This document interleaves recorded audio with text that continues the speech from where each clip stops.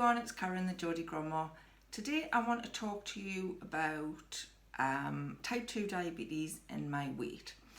It's mainly just like having a cup of coffee and a bit of a chat about it, a bit of a moan about it if I'm to be honest.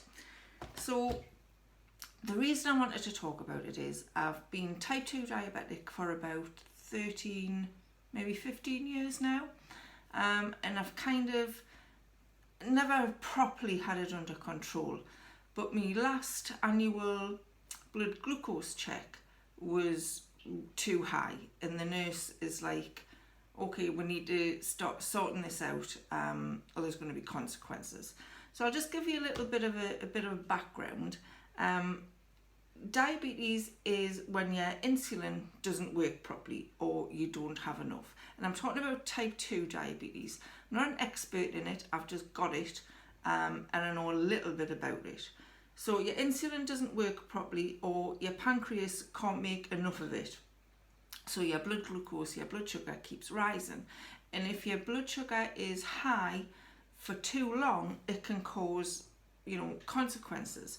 So it can damage your eyes, it can damage your kidneys, your heart, your feet. You can have nerve damage from it.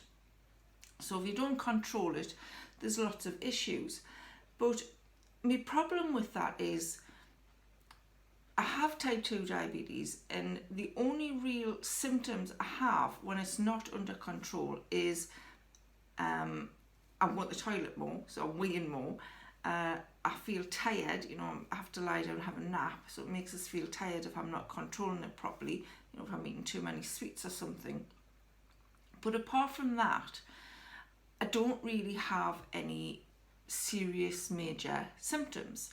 And for me, that's a bit of an issue, because if I can't see the consequences and I can't feel the consequences, then it doesn't seem to register in my brain that I really need to do something about it. I know it's serious, and I hear the nurse saying to us, you don't get it under control, you'll die and you'll go blind and you can lose your feet and all this kind of thing. But because there's no immediate effects on us now, I'm finding it difficult to get a grip on it. I've yo-yo dieted all my life. I've been up at 19 stone and I've been down at 9.5 stone. At the moment, I'm about 15 stone 12. Well, not about, I am 15 stone 12, that's a bit accurate. So I need to lose weight. The nurse said I've got to lose weight to get this under control. Because obviously when you're putting weight on, you're eating too much sweet stuff, you're eating too much of the wrong things. So I need to get that under control. So when I first became type 2 diabetic, they said, do you want to try and control it with diet? And I said yes. Completely failed. I've yo-yo dieted all my life, so saying that I was going to control it with diet at that time was just, it was never going to happen. I would go on diets, I'd lose some weight, and then once you stop the diet, you put all the weight back on. I've tried Weight Watchers, I've tried Slimming World, I've tried Rosemary Conley. They all work when you're doing it, but as soon as you come off it, you go back to the way you were eating before, which is the problem. You need to do something that's going to change the way you eat for the rest of your life. So once my diabetes wasn't controlled with me diet and exercise, it became obvious that wasn't going to work. The doctors put us on metformin, which is tablets that I take. I take 2 twice a day, 2 in the morning, 2 at night. Which can get a bit tedious, taking tablets, it's a bit of a pain, and there's effects that go along with tablets. So now the nurse is saying if I don't get it under control, they're going to have to look at putting us on insulin, which I really don't want to do. So I need to get a grip. I've got to get this under control. And the nurse suggests Slimming World. Yes, it does work. I've done Slimming World before, and when I think I did it for about 6 months and I got my blood sugars right down, my diabetes was under control. The nurse was gobsmacked by it. But when I came off Slimming World, and I just slipped back into the way I was eating before. The only time I've really stuck to a weight loss plan for longer than 6 months was when I had gallstones. Now, if you have gallstones, you're not supposed to eat anything fatty. If you eat anything fatty, it agitates the gallstones and it causes real pain.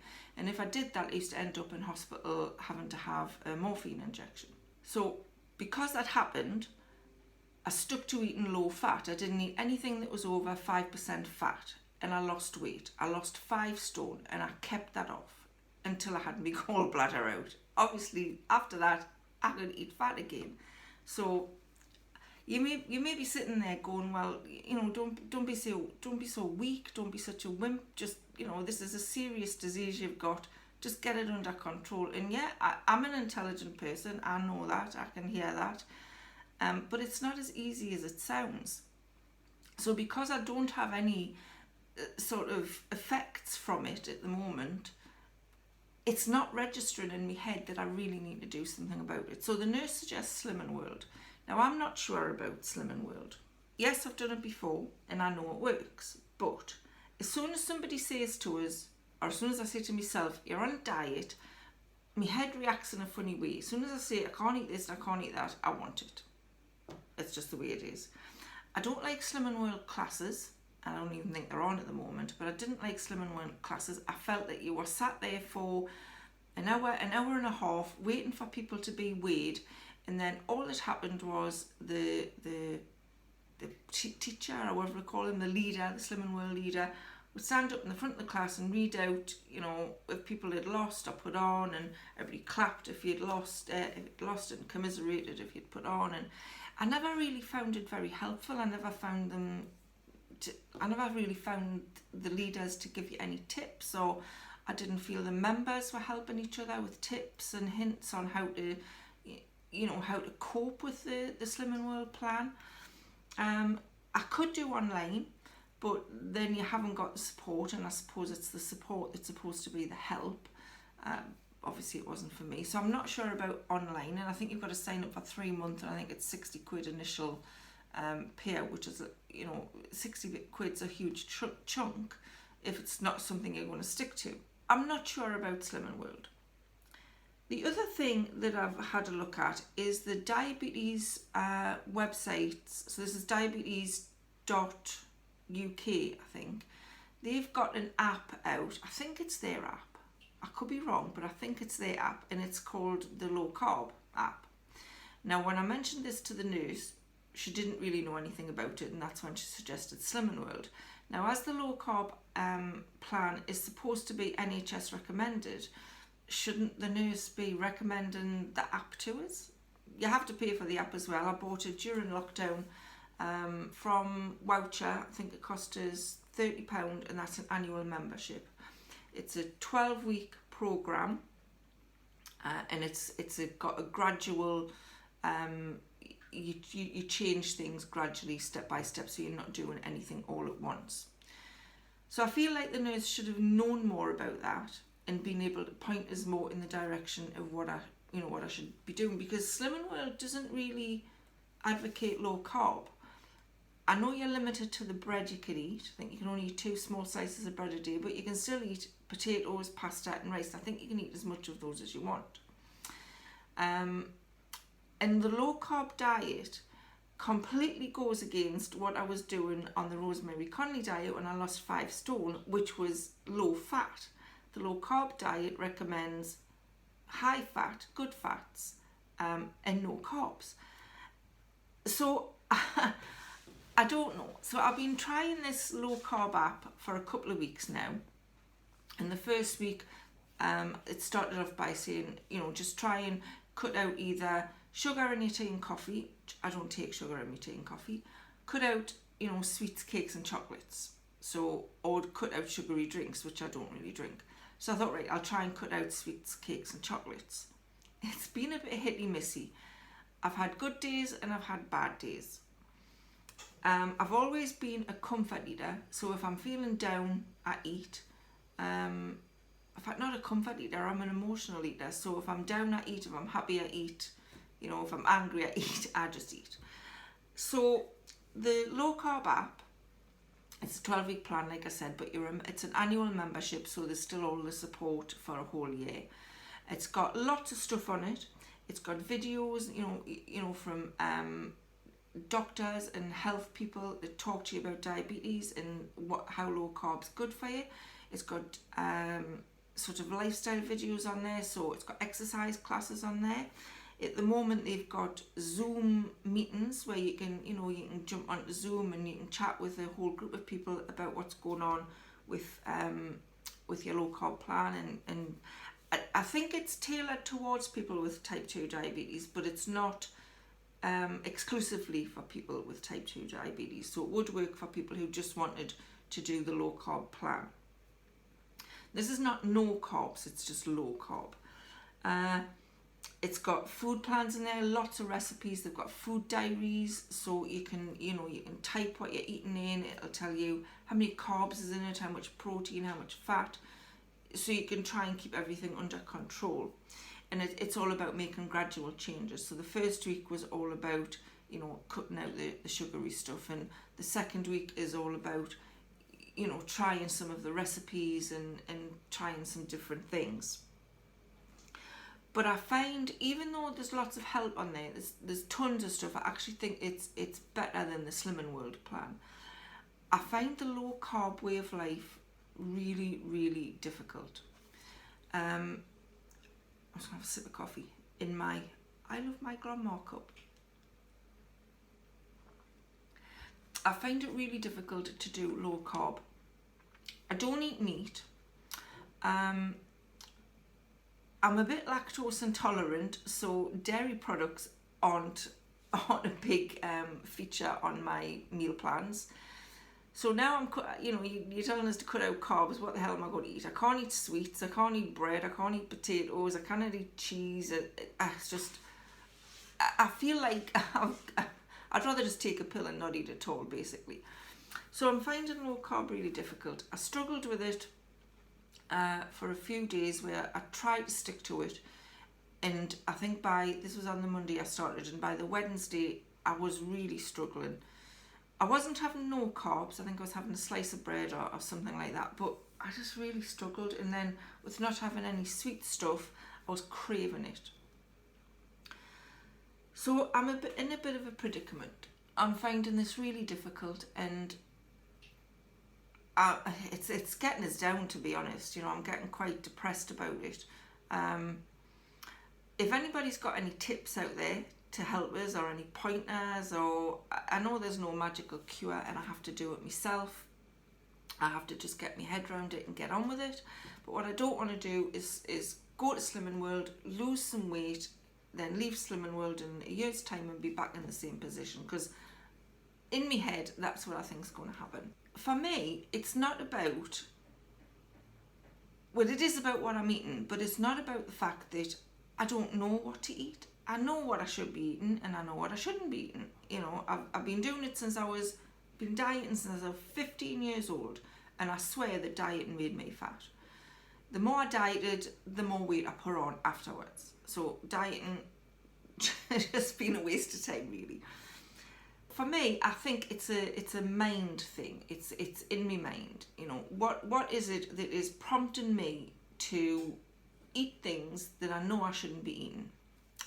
So I found this book called The Power of Habit, and it's by a guy called, I'll just see if I can show you that on my Kindle. The Power of Habit by Charles Duhigg. And it's about how to change your habits, not just with eating, but with anything in life. It's a very American book. It's written by an American guy, and he's based in America. So obviously all of his examples are American. And there's a lot of talk in it about American football and how he used these, how the guy used these processes to change the team's habits and help them win.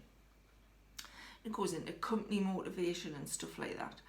But then there's half of the book is taken up with references to things that he's referenced in the book. So But what I did take from it, that there was, I'll just get my little book, because I've been writing things down in a notebook, which I've been finding quite helpful. So sort of my feelings during the day and how I'm feeling about what I'm eating and things like that. I'm finding that quite therapeutic to write this down. But to find the habit, he talks about habit cues, and there's a cue that makes it so there'll be something that triggers something in my mind that makes me go and reach for that chocolate bar or that packet of biscuits. And he says to find your habit cues, you've got to write down when your craving strikes you.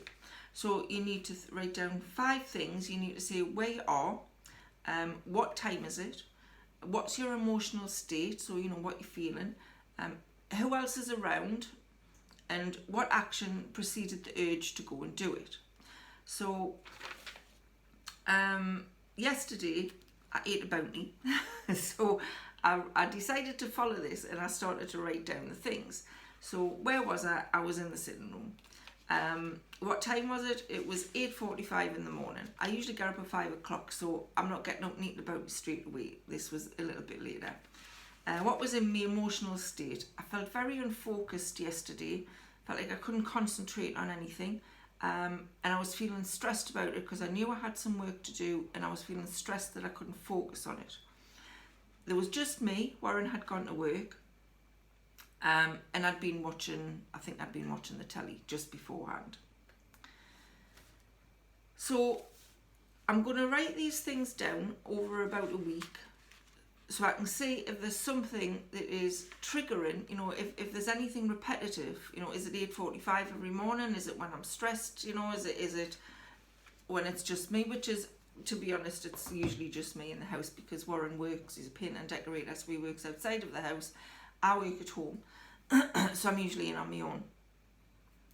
So I did find this Power of Habit book quite useful in some ways. I took some little tips from it, such as that. So, you know, when he talks about finding your habit cues and things like that. So instead of reaching for the chocolate bar, maybe I can find something else to do. I have tried these things before, you know, instead of reaching for the chocolate bar, pick up a book, have a bath, go for a walk. I just need to get my head around it, I think is what I'm saying. I know this is a bit of a mismatched, a kind of a garbled video. It's me just getting my thoughts out about diabetes and my weight loss, I think. My last, I go for an annual diabetes review, so they take me blood, so they measure me what's called the HbA1c, which is the blood glucose in your body, and it kind of measures what it was like over a 3-month period. The normal measurement is around 42. Mine was 71, so it is quite high. I have that done yearly, but I've got to go back in October to get it checked again, and then they're going to decide what to do with this. So I need to try and get something sorted before then. I do have a little meter that I use myself at home, so it's just a little pinprick meter, put a little strip in, and it takes your blood glucose measurement. So it's not the same as the HbA1c, which should be around 42. This is where you take it. If you take it before you eat, it should be between 4 and 7. And if you take it within 2 hours after you eat, it should be between 7 and 10. I think mine's been around, you know, between the 12 and 16 mark for quite a while now. I don't think lockdown's helped. I've ate more. But if I'm honest with myself, I just think it's because I can't see the immediate effects of it. And telling us, you know, if you don't get it under control, you're going to die, is not motivational for me. It might be for some people, but I don't feel it is for me. But I don't want to die, and I don't want to go blind. I want to be healthy so I can, you know, play with my grandchildren, and, you know, when they get older, I want to be around when they get older. I want to live to a ripe old age, who doesn't? So I really feel like I need to get a handle on this. So what I'm going to do is I'm going to do the low carb thing, or I'm going to attempt to do the low carb thing as much as I can, and see how that goes. I'm going to do that for about a month and see what's happening. If I really can't get my head around it and it's just not working for us, then I'm going to have to go back to Slimming World, and we'll try that. And I'll just have to stay there forever. If anyone does have any other suggestions for us, or if you're in the same position, you know, and you want to have a moan at me, just put it in the comments below. I'm quite happy to listen to you moaning on. I'm just really doing that now. So yeah, that's just a coffee and a chat about type 2 diabetes and my weight. I'm not bothered about my weight for the way I look. You know, I'm quite happy with the way I look. I know I'm overweight, but I'm quite happy with that. I feel quite fit. I go for walks and stuff like that, get out of breath, but you know, who doesn't? It's mainly just for the health reasons, you know, for the diabetes reasons, that I need to get a handle on this. So I hope you found that interesting. I hope I haven't bored you too much. I hope you've stuck around for the whole video. Like I say, let us know in the comments if you do want to say anything to us. I can take it. That's all I've got for you today. I'll check in with you again in about a month on how I'm going with this. Let you know what's happening. So that's all from me from now. I'll see you really soon, and bye.